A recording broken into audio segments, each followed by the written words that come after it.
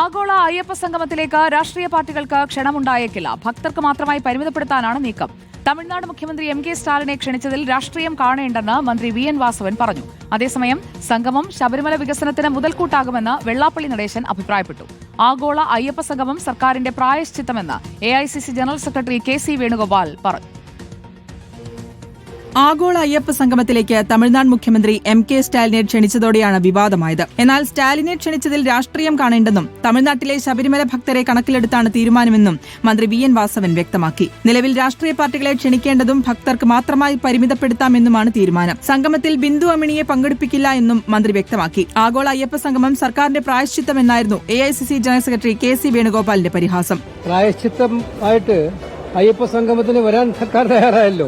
സുഗമമായി തീർത്ഥാടനം നടത്താനുള്ള സൗകര്യങ്ങൾ ഒരുക്കുന്ന കാര്യത്തിലാണ് മിടുക്ക് കാണിക്കേണ്ടത് സർക്കാർ. സംഗമത്തിന് പൂർണ്ണ പിന്തുണയുമായി SNDP രംഗത്തെത്തി. ആഗോളതലത്തിൽ അയ്യപ്പന്റെ പ്രസക്തി പ്രചരിപ്പിക്കാനും ഭക്തജനങ്ങളെ കേരളത്തിലേക്ക് ആകർഷിപ്പിക്കാനും സാധിച്ചാൽ നമ്മുടെ കേരളത്തിന്റെ സാമൂഹികവും സാമ്പത്തികവുമായ വളർച്ചയ്ക്ക് കൂടി ഈ സമ്പത്ത് കേരളത്തിലേക്ക് വരുമ്പോൾ സഹായകരമാകും. റിപ്പോർട്ടർ കൊച്ചി.